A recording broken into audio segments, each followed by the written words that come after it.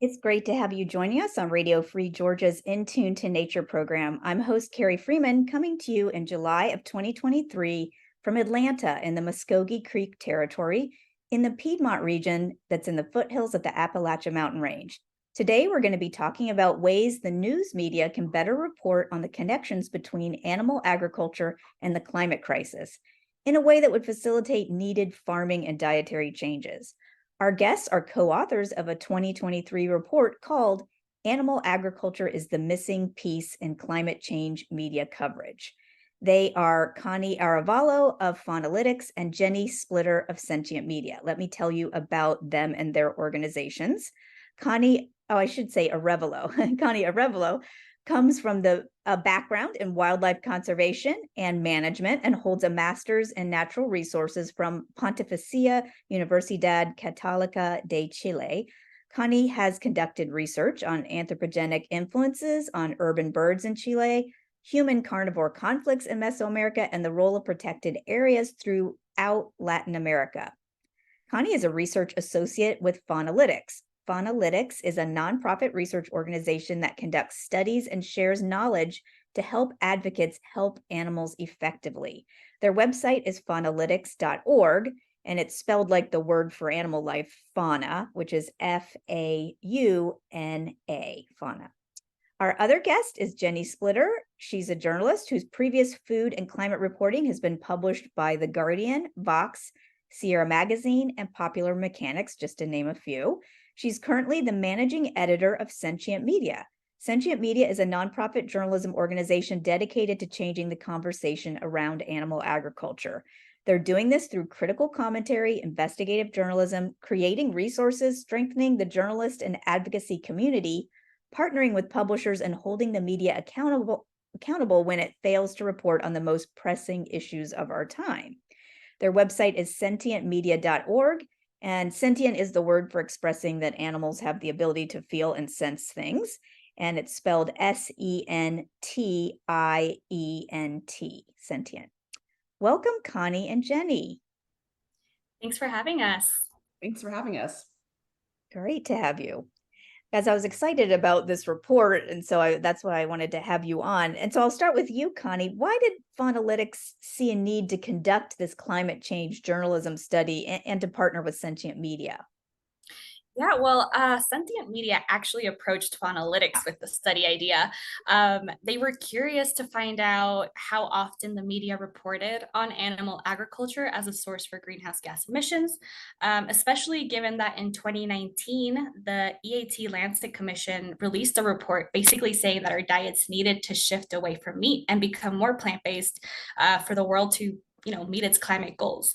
And from Faunalytics' perspective, this study idea had so much potential to help animals, which is what we do, and it really coincided with our own research interests.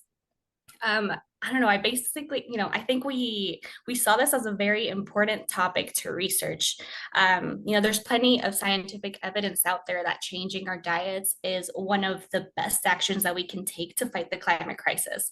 And we've heard this not just from the ET Lancet Commission, but from the UN's FAO, from the World Resources Institute, and others.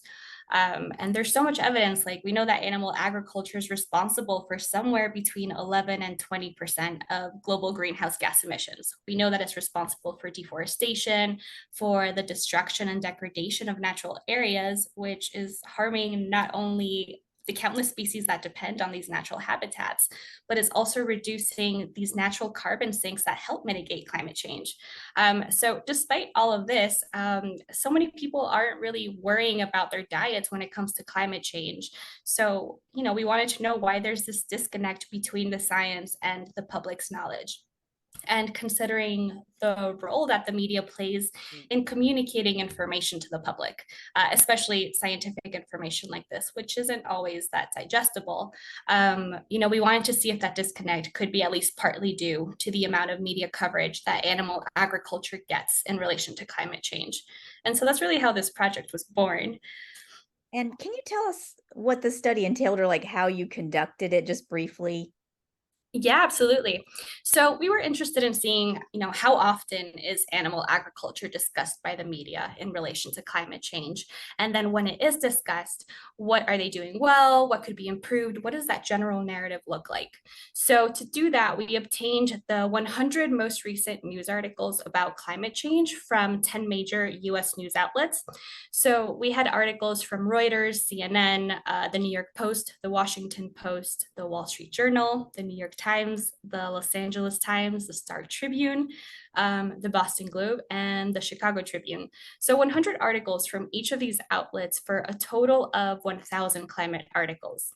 And using a software program called R, we figured out which causes of climate change each article mentioned so that we could determine the percentage of these articles that referred to animal agriculture versus other known causes of climate change, like transportation, mining, manufacturing, energy production, residential causes, things like that.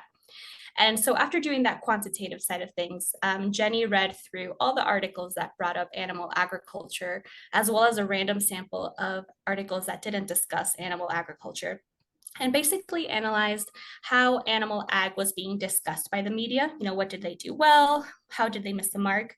And also looked for missed opportunities to bring up animal agriculture in articles that discussed other causes of climate change. And as a reminder to listeners, the report title that we're talking about is called Animal Agriculture is the Missing Piece in Climate Change Media Coverage. And it's on the websites for Faunalytics .org or sentientmedia.org. Coni, can you highlight for us some of the significant findings from the study? I know you outlined them in terms of 4 main findings. Yeah, definitely. So I think first and foremost, we found that only 7% of climate articles mentioned animal agriculture, and they rarely discussed its impact on climate change. So 7% is just 69 out of 1,000 articles. So That's that is, low. yeah, very low coverage. And instead, we found that other causes of climate change came up much more often, especially mining, manufacturing, and energy production, emissions, fossil fuels, and transportation. These came up in as many as 68% of our climate articles. So that's a really big difference there. Um, and the amount of coverage that animal ag received did vary based on the news outlet we were looking at. So, for example, the Los Angeles Times did the best job with about 14% of their articles bringing up animal ag, but coverage went as low as 2% for other outlets. So, overall, animal ag didn't really come up nearly as often as other causes of climate change, even when we compare it to the one that did the best, Yeah, the because LA right, even Times. 14% for the LA Times isn't really that much. Yeah, exactly. Yep. And then, we found that when animal agriculture was brought up, there was generally a lack of context about the relation between animal agriculture and climate change, with few mentions of the emissions and the environmental degradation that are caused by the industry. And most discussions of the relation between our diets and climate change were often just a quick mention of meat reduction in a list of other actions that people can take to fight the climate crisis without ever really discussing how our diets contribute to climate change. Did they talk that much about plant-based diets or, or you could put it in terms of shifting to a crop-based agriculture, rather than an animal-based agriculture? Was that mentioned as like a solution very often? I Yeah, Jenny might be able to say more to this. Yeah, it's not really very much. And like Connie was saying, a lot of the articles that mentioned animal agriculture in general would usually be talking about how climate change impacted animal ag, like drought, wiping out or kind of persuading farmers to sell off their animals or how they were sort of mitigating, but not talking about how the actual meat is also a source of climate emissions. There was definitely at least one article I found that mentioned a switch to a plant-based diet, but yeah, we're talking about like a handful of articles. Wow, And out of about yeah, 1,000 total or something? Yeah, 1,000. Yep. Terrible. In terms, because we also want the news, to help us know what to do about these problems, exactly. well, yeah. Absolutely. And what were some of the other findings that that came from the report?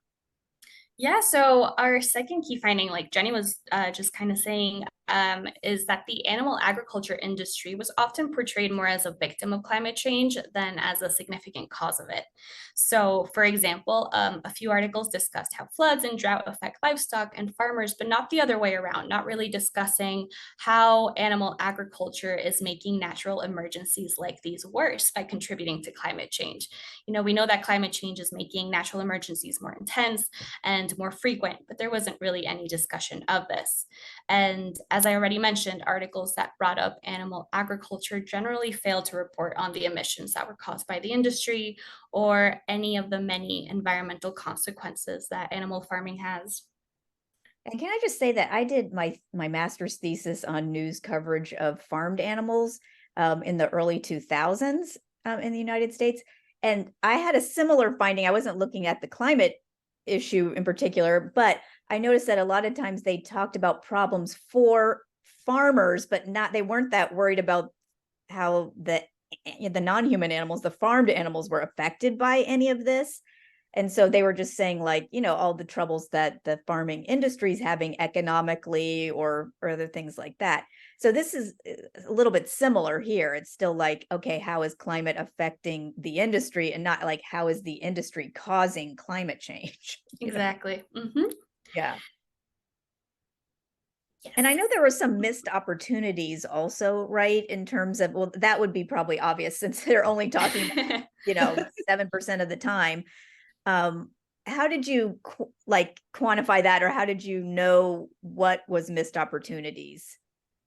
Yeah, so we had missed opportunities to provide more context regarding the relationship between our diets and climate change, but there were also missed opportunities to relate animal agriculture to other causes of climate change, especially emissions.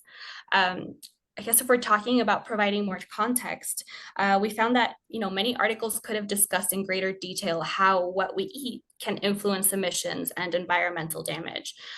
For example, there were some stories that dealt with the effects of climate change on wildlife that could have also discussed the destruction of natural habitats that often occurs to make way for farmed animals and for feed crops. Absolutely. Yeah, and these in turn, contribute to climate change that's harming the wildlife. So it's a whole cycle there. And then stories that dealt with food could have discussed how cutting back on our consumption of animal products can help mitigate climate change. So definitely some mixed context there. Yeah. And yeah, and then like emissions too. And I know that methane in particular is an emission that comes from land-based animals. And so did that get mentioned? I mean, we mostly talk about carbon most of the time, and not so much about methane as a greenhouse gas. Yeah, no, that's a great question. So we actually found, a large percentage of articles discussed emissions. I think it was about 2/3 of our articles, yet barely any of those articles also discussed animal agriculture. So a lot of the articles that we looked at were written around the time that negotiations were happening for the climate bill, but they didn't really take the opportunity to discuss food sector emissions and how the bill would or wouldn't address these. And then in terms of methane, we know that methane accounts for, I think it's about 54% of the sector's emissions of animal agriculture emissions, yet we found that it came up in just 22% of animal agriculture articles. So really not being discussed as much as it should be. Because methane is a pretty potent greenhouse gas that I think has a more immediate effect on the environment. Yes. Even though we don't talk about it as much, but it is highly associated with cows. And so you'd think that more articles would discuss it, but yeah, they really should. It has a very high warming potential, so its effects are really dire. yeah. And then just to wrap this up, there was impactful subsectors of animal agriculture are also not given enough attention by the media. That was also one of your findings. What do you mean by impactful subsectors? Yes. So basically think of the cattle industry, the pork industry, the chicken industry. Each of these industries is responsible for a certain amount of emissions within the broader animal agriculture industry. But the amount of coverage that each of these individual industries received within that broader animal agriculture coverage was less than it should have been.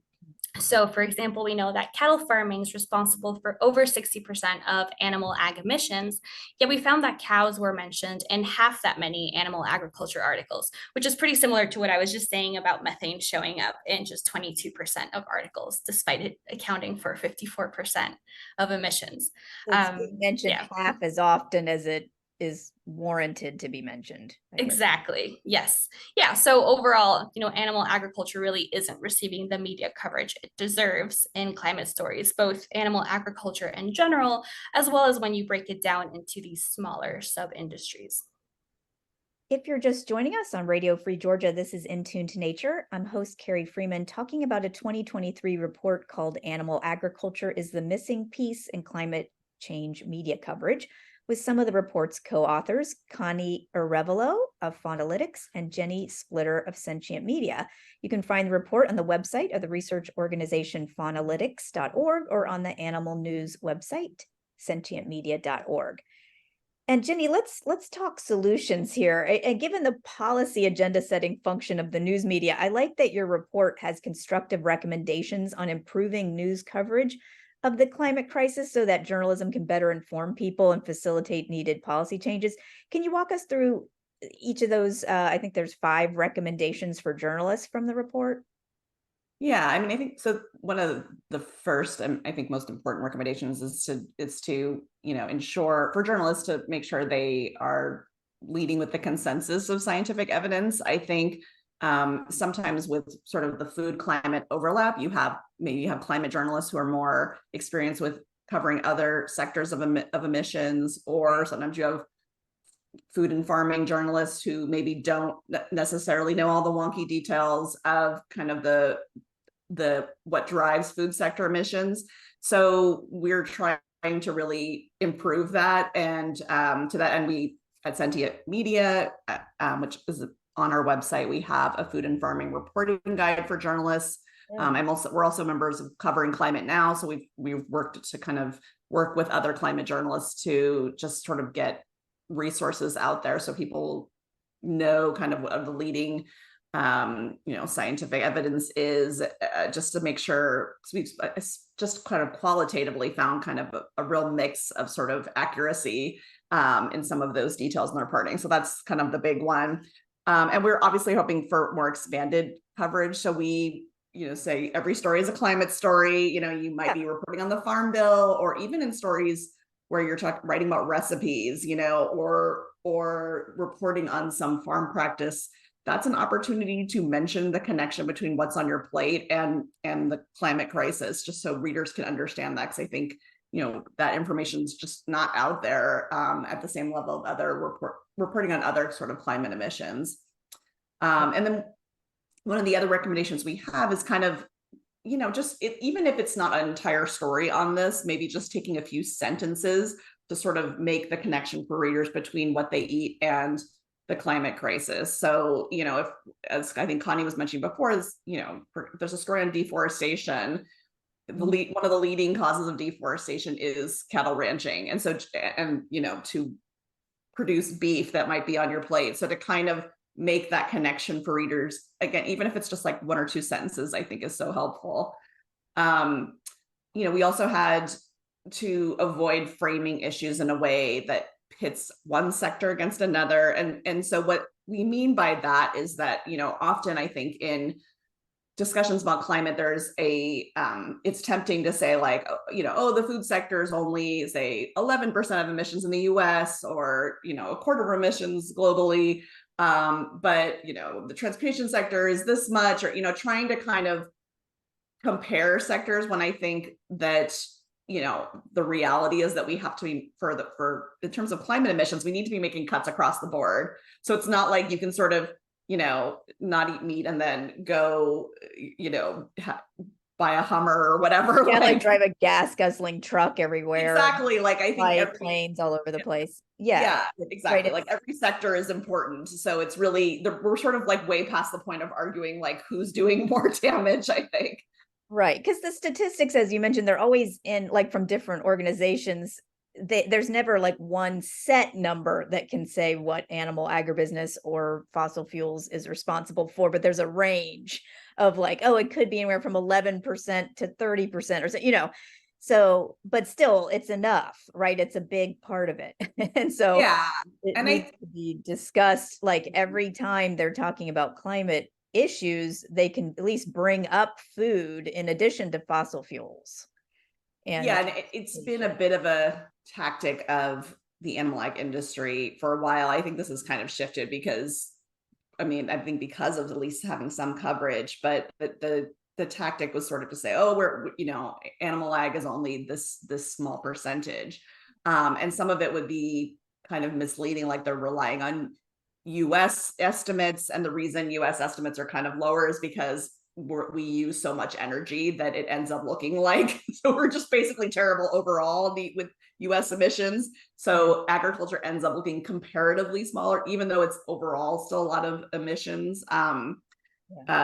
There's some good research from Tim Searchinger at Princeton, who's a really excellent food climate researcher on this. And I think it's in the article I wrote for Sierra Magazine, if anyone's curious, or find me on Twitter. But yeah, I think it gets, kind of wonky into the details. And that's why the reporting is so important, to sort of like, walk readers through what matters and make that connection. And that, yes, like, every sort of action you can take to reduce emissions is really important and needed, because we've just, we're sort of past the point of arguing like about, who's worse at this point.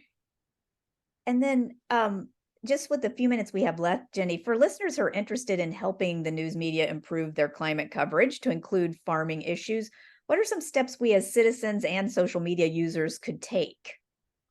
I think the best, if you see an article that covers this issue well, every media outlet would love you to share it. That's what click on it, share it, tweet about it. And journalists are, if you're on Twitter, that's where journalists hang out, even still. So I think if there's something you want to see covered, like you saw an article that was like, oh, this was really in depth about fossil fuels, but I was wondering, why food sector emissions weren't mentioned, tweet at a journalist or tweet at the editors, or, tweet at the outlet. And I think, and we do pay attention to that. So I think that's a great way to get the message out. But yeah, if there's an article that does a great job sharing that, also is excellent. Yeah. And then some other ones, you have tip off news outlets about interesting discussions that are happening around the role of animal agriculture and climate change too. Yeah, I think just anytime there's sort of conversations going on online, just I think, journalists are always busy and kind of overworked. So if you want, you can always you can email, reporters and outlets directly and let them know there's some conversation going on, or, if it's going on online, tag an outlet or tag a reporter. And I think that's a good way just to let people know what's happening. So many conversations are happening online, and that can in some ways be a little misleading if just because we're just it's a small sector of kind of like the overall public. But if something's happening that's kind of like, it seems representative of something you've heard in the real world, it's kind of great to let, I think, journalists and editors or outlets know that that's happening, because then that's kind of how stories start. And also, even just outside of journalism, we can use, like you mentioned, Twitter, we can use our own social media platforms, or like I'm using this radio show and podcast to talk about these things too. Like sometimes maybe we have to circumvent journalism, or they'll pick up on the, things that are happening on social media, that we're doing, and that becomes a story or something. It is wild how that's happening. Like things will circulate on TikTok and then it becomes like a reported story. So yes, it's kind of, it's a little scary, but it's also super empowering for people. You can get a lot of information out there on your own. And if it starts to gain traction, media outlets definitely pay attention to that. That's right. Well, that's the end of our show, but I want to thank you, Coni Arevalo and Jenny Splitter, for being with us on Radio Free Georgia's In Tune to Nature program. Thanks for the work you and your colleagues are doing at Faunalytics and Sentient Media to better communicate animal protection issues to the public, so we can improve the lives of fellow animals and all of us. Thank you so much for having us. Yeah, thanks so much for this discussion. And to our listeners, thank you for tuning in to Tune to Nature, broadcasting every Wednesday at 6:30 p.m. Eastern Time, online at wrfg.org and on Atlanta radio station 89.3 FM. We post action items, news, and podcasts on the show's website, facebook.com/In Tune to Nature. The views and opinions expressed on the show do not necessarily reflect those of WRFG, its board, staff, or volunteers. I'm one of those volunteers. I'm host Carrie Freeman, asking you to please support independent, non-commercial media like Radio Free Georgia and Sentient Media.